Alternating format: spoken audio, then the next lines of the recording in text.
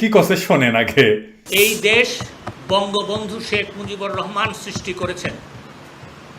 এই দেশে রাজনীতি করতে হলে বঙ্গবন্ধুকে জাতির পিতা হিসাবে মেনে তারপরে রাজনীতি করতে হবে, না হলে বাংলাদেশের মানুষ কাউকে যারা মানে না বঙ্গবন্ধুকে তাদের রাজনীতি করতে দেবে না। এটা পরিষ্কার। Time has come for us to be very clear. আমাদের সময় এসেছে আমাদের বক্তব্য অত্যন্ত পরিষ্কারভাবে বলার, ইনিয়ে বিনিয়ে বলার কোনো সুযোগ নাই। বাংলাদেশ স্বাধীন হয়েছে, এই স্বাধীনতা থাকবে। বাংলাদেশ স্বাধীন হয়েছে বা এই স্বাধীনতার জন্য আমরা জাতির পিতা বঙ্গবন্ধু শেখ মুজিবুর রহমানের নেতৃত্বে যুদ্ধ করেছি। এটা সত্য। এই সত্যকে স্বীকার করেই রাজনীতি করতে হবে এবং এটাই হবে। তুই কসে যে বাংলাদেশ সৃষ্টি করেছে নাকি মুজিব, নাউজুবিল্লাহ, আর তাই উই নাকি জাতির পিতা। ওরা জাতির পিতা না মানলে নাকি বাংলাদেশে রাজনীতি করা যাবে না। এ ভাই শুন, দুনিয়ার সব মানুষ জানে এবং মানে যে দুনিয়াটা সৃষ্টি করছে মহান সৃষ্টিকর্তা। উনারা আপনারা যে নামেই ডাকি না কেন, যে ধর্মেই হই না কেন, এটা তো মোদিও মানে হাসিনাও মানে দুনিয়াটা সৃষ্টি করছেন সৃষ্টিকর্তা। তো খোদা তাআলা দুনিয়াটা সৃষ্টি করে বাংলাদেশের অংশটা বাদ রাখিছিলেন নাকি? সেটা শেখ মুজিব এসে সৃষ্টি করে দিছে। তুই তো মহাশেরিকে করলু রে বালশুন। আচ্ছা ধরে নি ওই কভার শেষে স্বাধীন করেছে, মুখ ফসকায় কয়ে ফেলছে, সৃষ্টি করেছে। তো তাও শেখ মুজিব কি দেশ স্বাধীন করেছে নাকি রে বালশুন? দেশ স্বাধীন করেছে দেশের জনগণ, দেশের মালিক জনগণ, শেখ মুজিব না। আগে রাজ্য জয় করেছিল রাজারা, তারা দেশের মালিক হইতো, নিজেই যুদ্ধ করিত। শেখ মুজিব রাজা নাকি? আর হইতো মুক্তিযুদ্ধ নিজে করে নাই, বৈশা ছিল। শেখ মুজিবকে জাতির পিতা না মানলে রাজনীতি করবার দিব না, তো দিস না। তো এটা যা আইন কর, সংবিধানে ঢুকে দে, শেখ মুজিবকে জাতির পিতা না মানলে রাজনীতি করবার দিব না, ঢুকে দে। পারিস তো ঢুকে দে, দেখি কত বড় মাজার জোর। সংসদে তো তোর অ্যাবসলিউট মেজরিটি আছে, কর। করিস না কা? চিল্লাস কা? চিল্লাই কি মার্কেট পাওয়া যাব? তো শেখ মুজিবরা জাতির পিতা করছু, কোন জাতির পিতা? তো উই কি বাঙালি জাতির পিতা? কি কথা ক? বাঙালি জাতির পিতা? তো পশ্চিমবঙ্গের বাঙালি হিন্দুরা মানবি উক জাতির পিতা? আগে উঠি নেগোসিয়েশন করে আয়। নাকি করছো বাংলাদেশের নাগরিক যারা বাংলাদেশি, সেই সূত্রে বাংলাদেশে একটা নেশন স্টেট বা জাতিরাষ্ট্র, সেই জাতির পিতা শেখ মুজিব। মাশাআল্লাহ, এ তো পথে আসিচ্ছু। তাহলে আগে বিএনপির যোগ দিয়া বাংলাদেশি জাতীয়তাবাদ জিন্দাবাদ দিয়ে আয়, স্লোগান দিয়ে আয়। তারপরে বাংলাদেশের মেজরিটি মানুষ মানুক বা না মানুক, বুঝবি যে কি কবার চাচ্ছু। তুই কি কবার চাচ্ছু সেটাই তো বুঝবার পারিচ্ছু না। আচ্ছা, আমার ক্ষুদ্র ভ্রাতার ভগিনীরা, মুরব্বীরা, আপনার এই কন্ত ওই কোন জাতির পিতা সেটা আগে কবিত নাকি? নাকি ওরা মনে করে কলকাতার হিন্দু বাঙালিরা আসলে বাঙালি না? কোক তাইলে আগে যে কলকাতার হিন্দু বাঙালিরা বাঙালি না, আগে এটা পরিষ্কার করা লাগবে না? আচ্ছা আসেন আমরা বিষয়টা আরো গভীরে প্রবেশ করি। দেখি ওই ক্যাঙ্কা মূর্খর মতো কথা কইছে, জাতির পিতা ধারণাটা থাকা উচিত নাকি উচিত না।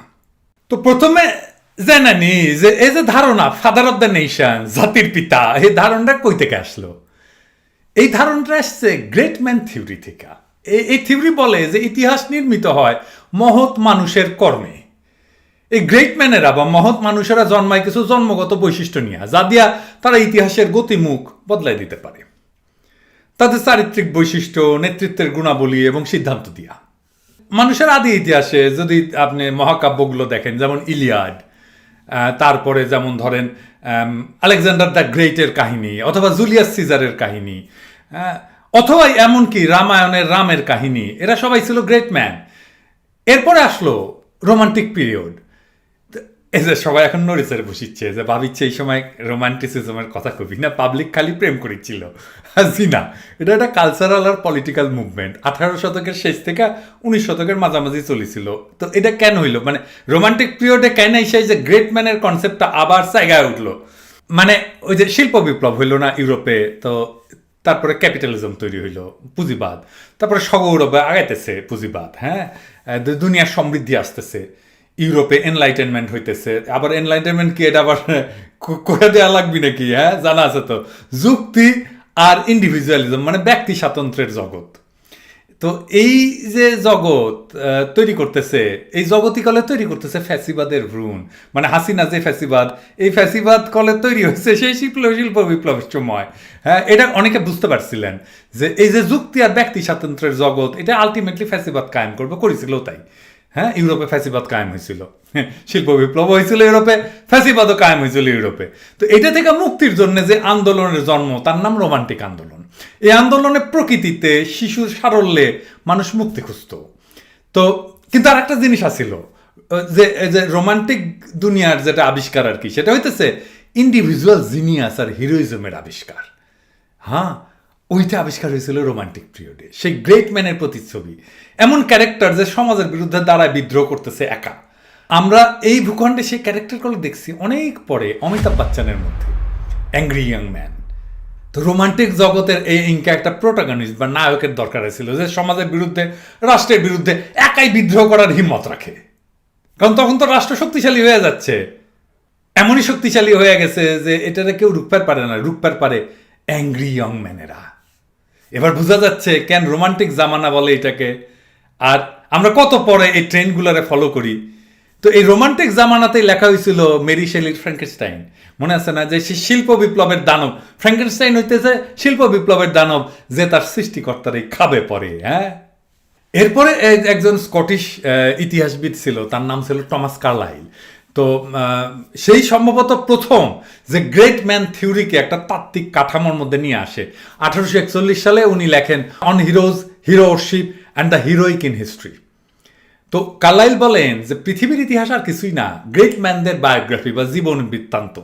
বলছিলেন হিরোরা ডিভাইনলি ইন্সপায়ার্ড ইন্ডিভিজুয়ালস, মানে হইতেছে ঐশ্বরিকভাবে অনুপ্রাণিত ব্যক্তি, যারা নানা ক্ষেত্রে নেতৃত্বের পর্যায়ে আসীন হন, ধর্ম থেকে রাজনীতিতে, এবং ইতিহাসের গতিমুখ বদলায় দেন। তো মানে কার্লাইল কইতে চাইতেছে ধর্মে যে নবীর কনসেপ্ট আছে সেটা রাজনীতিতেও আছে। আর আওয়ামী লীগ তো কার্লাইলের মতটাই ফেরি করতেছে। দেখেন ভালো করে খেয়াল কইরা, তারা মুজিবকে আর এক নবী বানাইতে চাইতেছে। ইসলামে যেমন রাসূলে করিমকে শেষ নবী না মানলে ইসলাম থেকে খারিজ হয়ে যাইতে হয়, একইভাবে মুজিবকে হাতির পিতা, আরে ধুত্তরি কি কইতে কি কই, মুজিবকে জাতির পিতা না মানলে নাগরিক অধিকারী কায়রা নিতে চায়। আজকের দুনিয়া এই যে গ্রেট ম্যানের কনসেপ্ট, এটা নিয়ে কি বলে? আজকের দুনিয়া বলে যে সামাজিক যে স্ট্রাকচার গঠন, সমাজের যে গঠন, তারপরে যে ইকোনমির যে ফোর্স, অর্থনীতির যে শক্তিগুলো আছে, তারপরে মানুষের যে কালেকটিভ মুভমেন্ট বা সংঘবদ্ধ লড়াই, তার সংঘবদ্ধ চলাফেরা, এইটাই ইতিহাসের গতি পাল্টানোর চালিকা শক্তি। আপনি ফরাসি বিপ্লব দেখেন, এমনকি বাংলাদেশের স্বাধীনতা সংগ্রাম দেখেন, মানে ইস্ট বেঙ্গল রেজিমেন্টের বিদ্রোহ, আন্তর্জাতিক সমর্থন, লড়াকু তারুণ্য, 52 থেকে ধারাবাহিক রাজনৈতিক সংগ্রাম, সর্বোপরি জনগণের সার্বভৌম ইচ্ছা, এটাই তো আমাদের স্বাধীন করছে দেশ। হাসিনার বাপ না? হ্যাঁ, হাসিনার বাপ আমাদের স্বাধীনতার নেতা ছিল, এটা আমরা অস্বীকার করি না।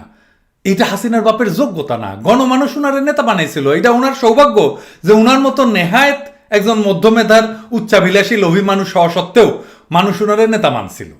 আর নেতা হইয়া উনি ভাবছিলেন মুই কি হনুরে। তা কার্ল মার্কস উনি কি বলছেন? উনি বলছেন যে শ্রেণী সংগ্রাম এটাই হইতেছে ইতিহাসের চালিকা শক্তি, ইন্ডিভিজুয়াল নেতা না। তো এই 20 শতাব্দীতে এই গ্রেট ম্যান থিওরি এটা চ্যালেঞ্জ বা সমালোচনার মুখে পড়ে আর কি। হ্যাঁ, যে ইতিহাসবিদ, তারপর সমাজবিজ্ঞানীরা, এরা বলে যে বৃহত্তর সামাজিক, অর্থনৈতিক এবং রাজনৈতিক শক্তি যে ইতিহাসকে চালিত করে, সেইটাকে এই গ্রেট ম্যান থিওরিটা ব্যাখ্যা করতে পারে না। তবে ইদানিংকালে মানে বুদ্ধিজীবীরা বা একাডেমিয়া, এরা যে ব্যক্তির একটা ভূমিকা যে আছে এটাকে কিন্তু স্বীকার করেন, মানে ব্যক্তির পৃথক এজেন্সি, এটাকে স্বীকার করেন, কিন্তু তার সাথে সাথে বৃহত্তর সামাজিক শক্তি, এই দুইটাকেও বিবেচনা করে আরো সূক্ষ্ম পদ্ধতি গ্রহণ করে ইতিহাসকে পর্যালোচনা করে। তো এই যে ধরেন জাতি হিসাবে যে গড়ে ওঠা, মানে নৃতাত্ত্বিক জাতি না, রাজনৈতিক জনগোষ্ঠী।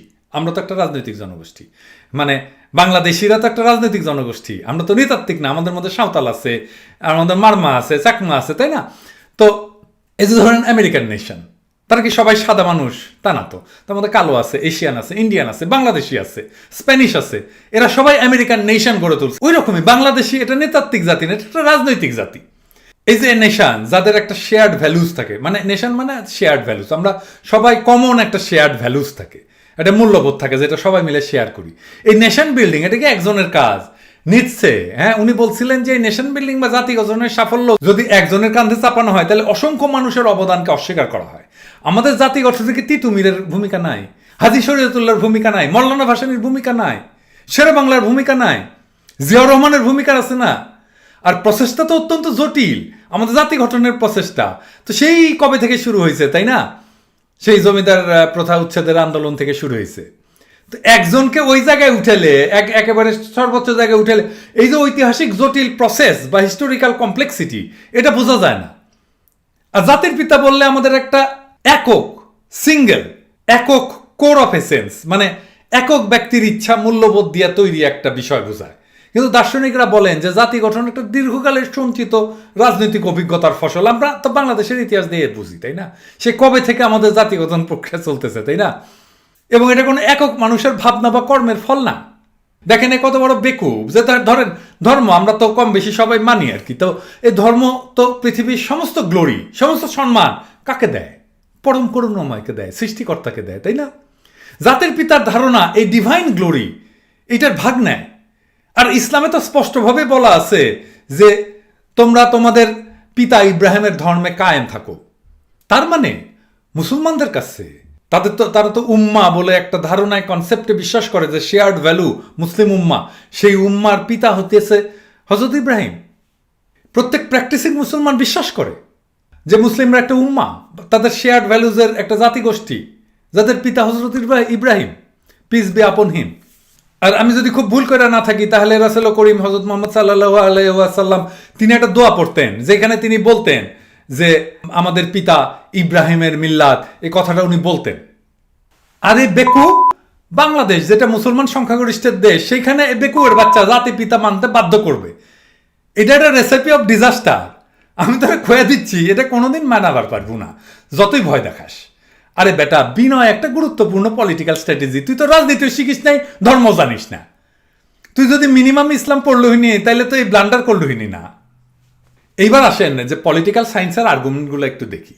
এবং এটা রাজনৈতিক দৃষ্টিকোণ থেকে জাতির জনকে উপাধি প্রদান করলে সেটা কোনো ব্যক্তি বা একটা নির্দিষ্ট গোষ্ঠীর ক্ষমতাকে শক্তিশালী করে দিতে পারে এবং এর ফলে ক্ষমতার ভারসাম্যহীনতার সৃষ্টি হয়। এবং এই ধরনের নাম দেয়া দেই কইরাই কোন কর্তৃত্ববাদী শাসন তাদের কর্তৃত্ববাদী শাসনকে বৈধ করার পদক্ষেপ নেয়। আর দেখেন বাংলাদেশে এগুলো তাই হচ্ছে। শেখ মুজিবকে জাতির পিতা এটা কেন করতেছে? কারণ হাসিনার কর্তৃত্ববাদী শাসন এটাকে বৈধ করতে চায়। আর একজন ব্যক্তির চারপাশে একটা জাতির গল্পকে যদি কেন্দ্র করে ঘোরানো যায় তাহলে ইতিহাসের একটা সরলীকরণ করা সম্ভব হয়, এবং সেটা তারা করছে, আওয়ামী লীগ করছে। সেই আওয়ামী লীগ বাংলাদেশের মুক্তিযুদ্ধের একটা ওভার সিম্পলিফাইড, অতি সরলীকৃত একটা ন্যারেটিভ বা বয়ান তৈরি করছে, যার সাথে বাস্তবতার কোনো মিল নাই। এই থেকেই কলে আসছে মুক্তিযুদ্ধের 30 লক্ষ শহীদের আজগুবি সংখ্যা। তারপরে দেখেন যে কোনো জাতি কলে বৈচিত্র্যময় হয়। আমাদের দেশে দেখেন না, ছোট দেশ, অনেক ছোট দেশ, কিন্তু কত জাতি, কত উপজাতি, কত ভাষা, কত কালচার। তো এই যে অসংখ্য জাতি, উপজাতি, নৃগোষ্ঠী, অসংখ্য সংস্কৃতি, এই সবগুলো মিলাই জাতি গঠনে তাদের অবদান রাখে। তো একজন ব্যক্তিকে যদি পিতা হিসাবে যদি লেবেল করে দিই তাহলে অন্য গোষ্ঠীর অবদানকে বাদ দিয়ে ফেলে। এই যে ফাদার অফ দ্য নেশন এই কনসেপ্টটা যখন এই যে কলোনি থেকে যখন দেশগুলো স্বাধীন হচ্ছিল আফ্রিকা এবং এশিয়ায়, তখন যেই নেতাটা এই সংগ্রামের নেতৃত্ব দিছিল তারে ফাদার অফ নেশন বানানোর একটা হিড়িক পড়ে যায় চারিদিকে। হ্যাঁ, এবং এটা পরবর্তীতে চ্যালেঞ্জ হয়েছে, এবং এটা কিন্তু কোনো দেশই এখন আর এটাকে অ্যাপ্রিসিয়েট করে না। এই যে এদওয়ার্ড সাইদের কথা আপনারা জানেন, উনি ওরিয়েন্টালিজমে এই ধরনের ফেনোমেননকে ব্যাখ্যা করছিলেন এইভাবে যে কিছু কিছু ন্যারেটিভকে এমনভাবে উদ্দেশ্যমূলকভাবে তৈরি করা হয় যা দিয়া অনেক সরল সত্যকে আড়াল করার চেষ্টা করা হয়। তো জাতির পিতা ধারণাটা এরকম একটা ধারণা। আমেরিকাতেও founding father of the nations বলে একটা কনসেপ্ট আছে, বাট এটাও কিন্তু হাওয়ার্ড জিন, ওনার একটা বই আছে a people's history of the United States. এখানে কিন্তু ওই যে ট্র্যাডিশনাল ন্যারেটিভ এটাকে উনি চ্যালেঞ্জ করছেন, সেই ফাউন্ডিং ফাদারদের ন্যারেটিভকে। এমনকি এই যে মোহাম্মদ আলী জিন্নাহ, ওনারও কায়দে আজম বলা হয়, মানে জাতির পিতা। তো এটাও কিন্তু পাকিস্তানেই এই কনসেপ্টটা চ্যালেঞ্জ হয়েছে। আয়েশা জালালের একটা বই আছে যে দ্য সোল স্পোক্সম্যান, সেটাও এই যে জিন্নার প্রোফাইলে, মোহাম্মদ আলী জিন্নার প্রোফাইলের যে পলিটিক্সের যে সিম্পলিস্টিক ন্যারেটিভ সেটারে কিন্তু চ্যালেঞ্জ করছে। আফ্রিকার দেশগুলো তো এরকম ফাদার অফ দ্য নেশনের কনসেপ্টগুলো যে সমস্ত জায়গায় আসে, সে সমস্ত দেশের একাডেমিয়া যা বুদ্ধিজীবীরা সেটার কিন্তু ক্রমাগত এটারে চ্যালেঞ্জ করে যাইতেছে, এবং কালেকটিভ যে কন্ট্রিবিউশন সেইটারে এখন হাইলাইট করতেছে। এবং এখন গ্লোবাল যে রাজনীতি, গ্লোবাল যে একাডেমিয়া, গ্লোবাল যে বুদ্ধিজীবী তারা ইতিহাসের ন্যারেটিভটাকে আরো ইনক্লুসিভ আরো মাল্টিফ্যাসেটেড ইন্টারপ্রিটেশনের দিকে যাইতেছে। এটা বাংলা হইতেছে যে অন্তর্ভুক্তিমূলক নানামুখী, মানে যাদের যাদের কন্ট্রিবিউশন আছে সবাইকে ইনক্লুড কইরা সে দীর্ঘ সংগ্রামের ইতিহাসকেই তারা হাইলাইট করে একটা জাতি গঠনের প্রক্রিয়াতে। ফাদার অফ দ্য নেশনের কনসেপ্টটাকে তারা বাদ দিয়ে দিচ্ছে। আর এই আনিসুল এটা একটা অপদার্থ। আসেন দেখি আমরা এই যে উই কি লাগে কই সেটাও জানে না। দেখেন ভরা জলসায় কইতেছে তার নির্বাচনী এলাকায় 2000-এর উপরে মানুষের সরকারি চাকরি দিছে। শুনেন, যে আমি পর্দা আখাওড়া 1586 লোককে জন ছেলেকে সরকারি চাকরি দিয়েছি, আর 700 জনকে 700 বেশি জনকে আমি নকল নবীন দিয়েছি। তার মানে প্রায় 2200 লোককে আমি চাকরি দিয়েছি। এটা তো পুরাই বেআইনি কাজ। কোন রাষ্ট্রের মন্ত্রী তার নির্বাচনী এলাকার মানুষকে এইভাবে চাকরি দিতে পারে না। উই তো একটা বক্তব্যই ফেসে যাবি। আর বাংলাদেশে বৈশা ওই জাতির পিতা খাওয়াচ্ছে, তুই খাওয়া দেখে পারিস কিনা। তা আমি ওর সম্পর্কে একটা সার্চ দিতে গিয়া ওরা একটা বায়োগ্রাফি পেলাম, যে এটা ওরা আইন মন্ত্রণালয়ের ওয়েবসাইটে। দেখেন দেখেন কি লিখিছে, 23 RD। আরে বেটা তুই 23rd লেখ, 23-এর সাথে RD হয় নাকি? হ্যাঁ। তারপরে দেখেন supreme court of Bangladesh, supreme বানান কি লিখেছে দেখেন, দেখেছেন? আচ্ছা, তারপরে দেখেন আবার এটা লিখিচ্ছে হোয়ার 4 leaders of the country was brutally killed. কেরে ভালশুন, এটা ওয়াজ হবি না ওয়ার হবি? তারপরে দেখেন আবার দেখেন a case regard to the mutiny, এটা হবি রিগার্ডেড রে বালশুন। হুই কলে সেন্ট জোসেফে পড়িছে, বাপের তো পয়সা ছিল, আমরা তো মফস্বলের পোলা। হ্যাঁ, বাপের পয়সা ছিল না, স্কুল টিচারের পোলা। ওই কালে পড়িছে সেন্ট জোসেফে, হ্যাঁ, বাংলাদেশের সেরা স্কুলে। তারপর ছাসব সিঙ্গারা ইউনিভার্সিটিতে ইংরেজি সাহিত্যেই কলে পড়িছে, অন্য কিছু পড়ে নাই। তো উই সুপ্রিম বানান জানে না। হ্যাঁ, উই ওয়াজ আর ওয়ার কুটি লাগানো লাগবি সেটা জানে না। হ্যাঁ, উই রিগার্ড আর রিগার্ডেড এর অর্থ তফাৎ বুঝে না, অবশ্যই জানে। কেন নিজের বায়োগ্রাফিতে ভুল? কারণ উই তো কোনো কাজ করে না, উই সারাক্ষণ ধান্দাবাজি করে যে কোন মামলা থেকে কত টাকা পাওয়া যাবে। টাকা ছাড়া আর কিছু বোঝে না, ওই বসেই আছে টাকা খাওয়ার জন্য। শালা কমিশন খোর একটা। তো শেষ করার আগে একটা কথা কয়ে নেই, তো ওই যে শেখ মুজিবকে জাতির পিতা মানুক বা না মানুক, সে করে হাঙ্কের মতো অপদার্থ আর নিম্ন মেধার মানুষের জন্য নিরন্তর প্রেরণার উৎস হয়ে থাকবেন। হ্যাঁ, কারণ মধ্যমেধার মানুষের যদি এই পরিমাণে লেসপেন্সার থাকে তাহলে হাঙ্কেরও কিছু না কিছু থাকবে। তাই আশায় বুক বাঁধিলাম হাঙ্কের মতো অপদার্থের আশা আলো হওয়ার জন্য শেখ মুজিবকে সালাম। তাই আমি করলে একটা শিওর শট বুদ্ধি দেওয়ার পারি, মুজিবকে জাতির পিতা মানতে কেউ আপত্তি করবে না, কিন্তু হাসিনা তো আমার বুদ্ধি নেয় না। শেখ মুজিবকে জাতির পিতা মানানোর একটা বুদ্ধি আমার কাছে আছে, সবাই মেনে নেবে, এমনকি বিএনপি জামাতও মেনে নেবে। কমু কমু বন্দুকের গুল্লি কলে মিস হয়, আমার বুদ্ধি কলে মিস হয় না, কি কমো? আচ্ছা, হাসিনা যদি নিজের নামে এফিডেভিট কইরা জাতি রাখে, জাতি, তাহলে শেখ মুজিব অবিসংবাদিতভাবে জাতির পিতা হবে, কেউ আর ঝামেলা করবে না। হাসিনা যদি না চায় তাহলে শেখ কামালের নামটাও জাতি কইরা দিতে পারে। হাসিনা বল করলে তোমার কোটে করবা এফিডেভিট।